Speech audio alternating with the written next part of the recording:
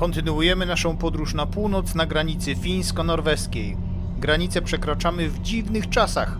Po stronie fińskiej jest kilka stacji benzynowych, które sprzedają paliwo sporo droższe niż w Norwegii. To zasługa słabej korony norweskiej. Po stronie norweskiej stacji brak, bo w czasach silnej waluty paliwo norweskie było nieopłacalne. Od takich ich od losu.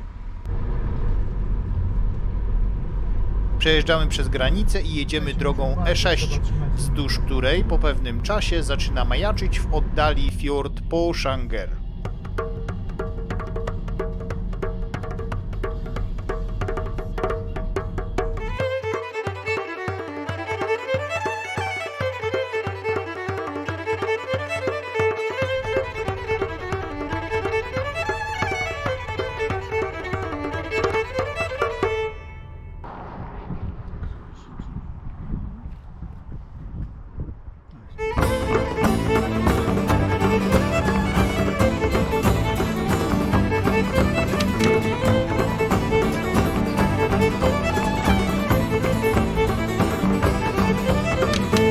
Po krótkim odpoczynku ruszamy dalej.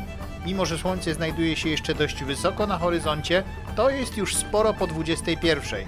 Dziś mamy zarezerwowany nocleg w prawdziwym hotelu i nie możemy tam przyjechać w środku nocy.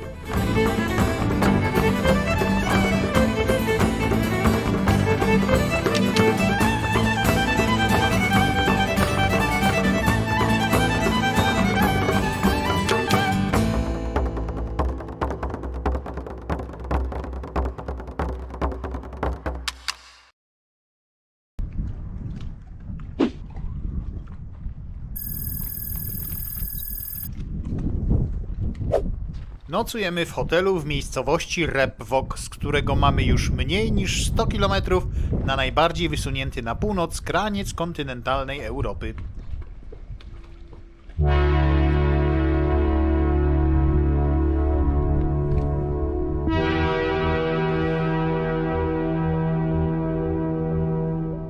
Bez zbędnej zwłoki wsiadamy w auto i ruszamy. Oczywiście na północ. Trafiliśmy na kompletnie niearktyczną pogodę. Są 22 stopnie, zero chmur i pełne słońce. Jedyne co przeszkadza to bardzo mocny wiatr, ale nie wieje on z północy, więc nawet nie jest jakoś specjalnie zimny. Jedziemy drogą E69. To jedyna droga wiodąca na Nordkap. Mijamy zaskakująco dużo rowerzystów, często z wypakowanymi po brzegi sakwami, co pokazuje, że Nordkap jest bardzo popularnym celem długodystansowych wypraw rowerowych. Pod hotelem w Repvok spotykamy grupę mastersów na rowerach szosowych, którzy wyruszyli w trasę 3 miesiące wcześniej z nad jeziora Garda we Włoszech, położonego prawie 4000 km na południe.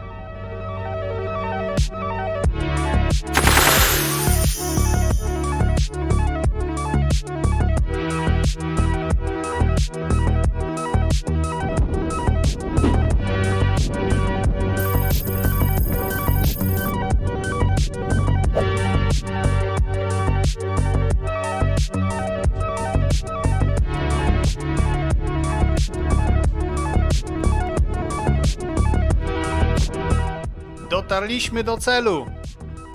Jest i słynny monument, z którym każdy, kto dotarł na Nordkap, chce mieć zdjęcie.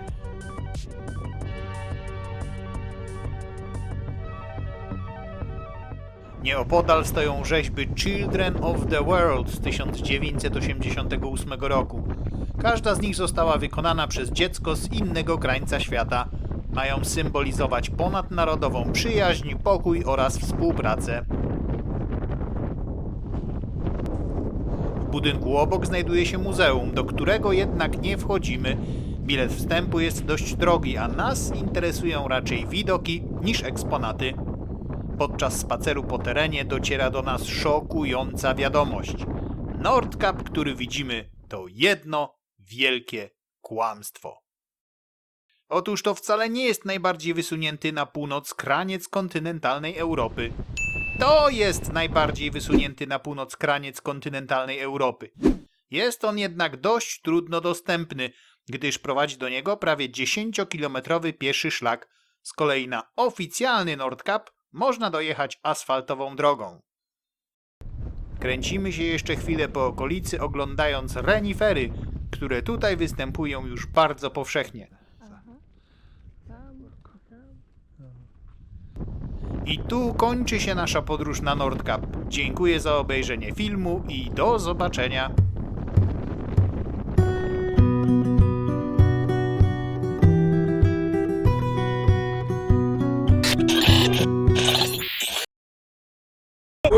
Wait. No. Wait. W sumie to trzeba jakoś wrócić. Okej. Jadąc z Nordkapu na południe zastanawiamy się nawet przez chwilę nad zdobyciem prawdziwego Nordkapu, ale ani nie jesteśmy odpowiednio przygotowani, ani nie mamy wystarczająco dużo czasu. Wybieramy się jedynie na krótki spacer po okolicznych wzgórzach.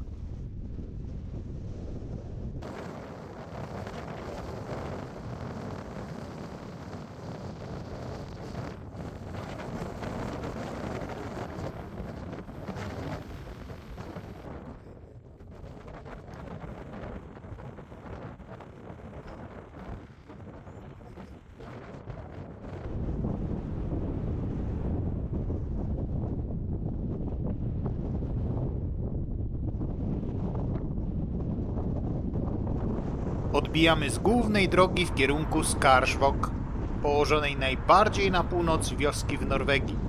Tu niestety zderzamy się z bardzo norweską mentalnością.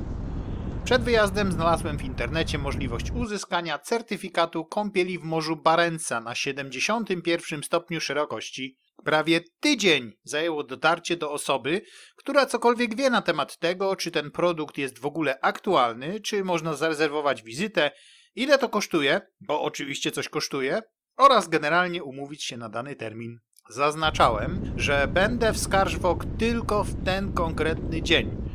Okej, nie ma problemu, proszę przyjechać. No to przybywam, cały na biało, w środku tygodnia w godzinach otwarcia punktu informacji turystycznej, który okazuje się być zamknięty. W środku nikogo nie ma, telefon nie odpowiada. Czekamy ponad pół godziny, przez które do punktu próbuje się dostać co najmniej kilkanaście osób. W końcu odpuszczamy. Pływam w lodowatej wodzie wśród jeżowców gdzieś przy molo, bo nie ma tutaj absolutnie żadnej plaży. Osoba z centrum turystycznego odzywa się nazajutrz, kiedy jesteśmy już 500 km dalej. Że ktoś akurat na chwilkę wyszedł. Placek dla chorej matki trzeba było zanieść i pilnie paczkę z paczkomatu odebrać, ale jak najbardziej zapraszają. Na przykład jutro. Centrum Informacji Turystycznej Skarsvåg generalnie to nie polecam. Straciliśmy w Skarsvåg mnóstwo czasu i powoli robi się późno. Wpadamy jeszcze na małe zakupy do największego w okolicy miasteczka Honningsvåg, gdzie wszędzie straszą zakazy parkowania, a renifery łażą ludziom po trawnikach. Jaki kraj, taki trash panda. Podczas powrotu do Repvåg dostrzegamy niezwykłą rzecz, prawdziwą piaszczystą plażę. Mimo szczerych chęci, Ola wymienka przy wodzie sięgającej nieco bardziej strategicznych okolic. Chodź, szybko i zanurzymy i wychodzimy. Chodź.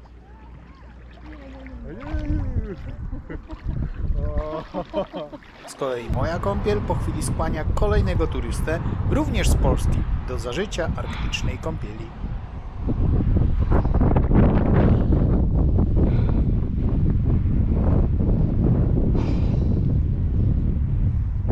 Wracamy do hotelu w Repvåg, zatrzymując się jeszcze na niektórych punktach widokowych.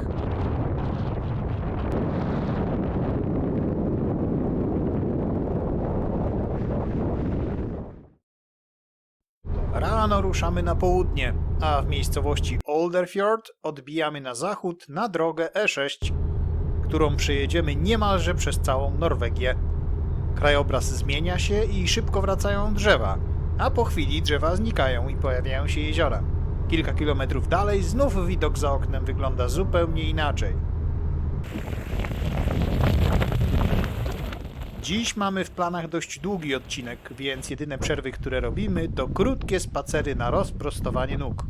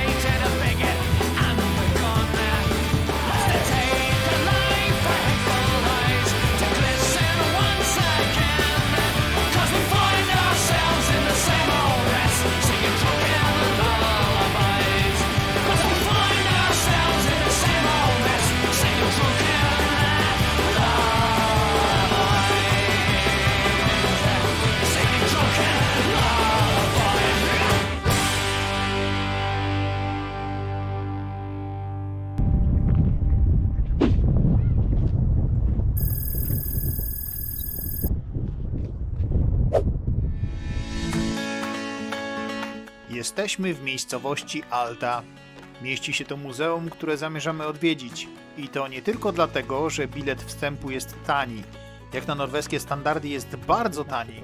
Ale również dlatego, że muzeum posiada unikalny zbiór rycin naskalnych, wpisany od ponad 40 lat na listę Światowego Dziedzictwa UNESCO. Szacuje się, że najstarsze rysunki liczą sobie niemalże 7000 lat, a ich sukcesywne odkrywanie w latach 70. wyraźnie przesunęło wstecz moment, który uznawano za graniczny przy zasiedlaniu tych terenów przez ówczesnych ludzi. Swoją drogą to niesamowite. 7000 lat temu życie tu musiało być nieprawdopodobnie ciężkie. Długie i bardzo mroźne zimy, niesprzyjający rolnictwu kamienisty teren, a jednak ludzie pchali się na tę daleką północ. Początkowo zarządzający terenem malowali wszystkie rysunki na czerwono, by były bardziej widoczne. Obecnie takie podejście uważa się za niezgodne z wytycznymi UNESCO, a farba jest sukcesywnie usuwana z kolejnych żłobień. Jest to jednak praca bardzo żmudna i delikatna, stąd całkowite usunięcie kolorów zajmie konserwatorom jeszcze kilka lat. A tu widzimy rysunek wymarłego obecnie renifera przegubowego. Tak naprawdę to nie. Tak naprawdę To rysunek łodzi. Chyba. Rzucamy jeszcze okiem na eksponaty wewnątrz budynku. Najbardziej charakterystyczny oraz pierwszy znaleziony tutaj jeszcze w latach 60. eksponat nosi nazwę Kamień Pippi, nazwany tak oczywiście na cześć Pippi Langstrumpf. Nadchodzi wieczór. Kompletnie nie widać, że jest już późno, bo na tych szerokościach w sierpniu robi się szaro dopiero po 23, a kompletnie ciemno nie robi się w ogóle. Kawałek za Altą zatrzymujemy się jeszcze na krótki spacer, którego celem jest położony nieopodal malowniczy wodospad.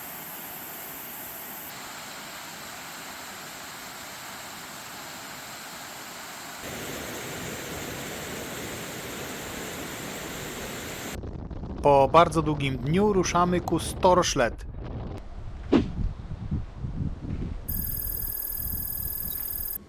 Tam czeka nas jeden z najprzyjemniejszych noclegów na naszej trasie. To niewielka agroturystyka, wyposażona między innymi w saunę, z której korzystamy do późnego wieczora.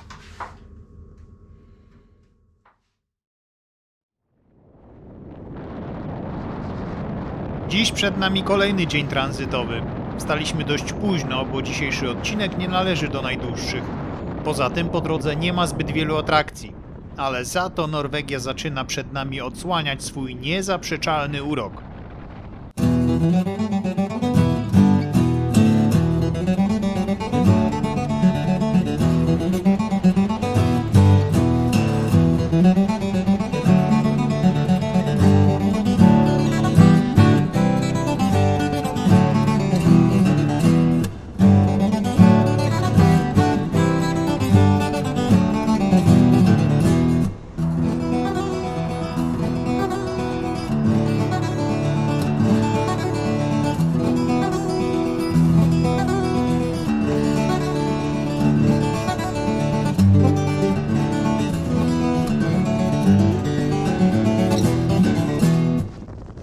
Po niecałych 3 godzinach jazdy zatrzymujemy się w maleńkiej wiosce Nordmanvik, z której ruszamy pieszo w kilkukilometrową trasę po okolicznych górach.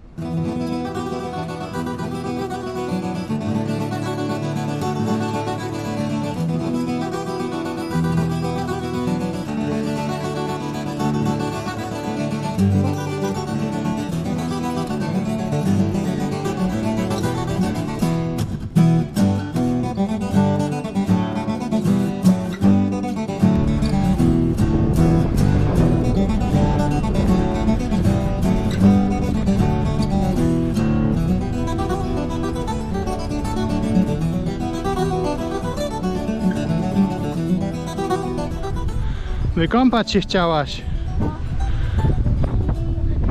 Dajesz.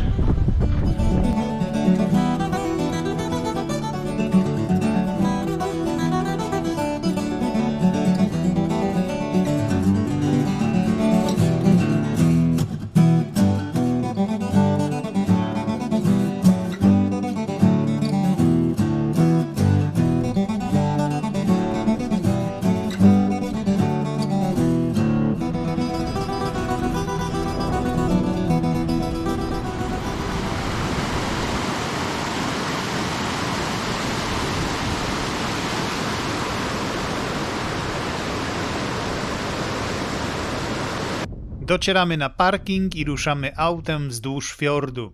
Widoki są niby takie same, a jednak co chwilę inne. Wprost nie możemy się na nie napatrzeć.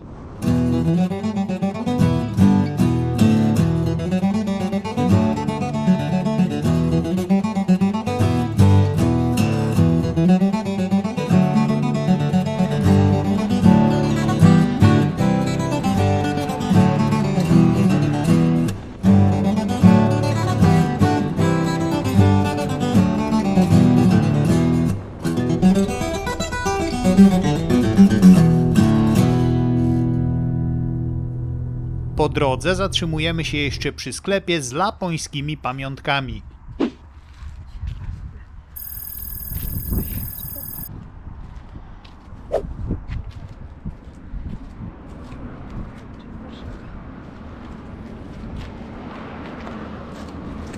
Warszawa jest nawet 2 razy.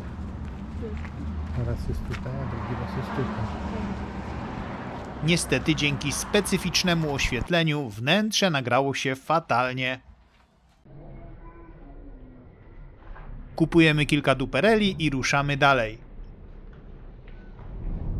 Tuż przed Narwikiem zjeżdżamy z drogi E6 na zachód.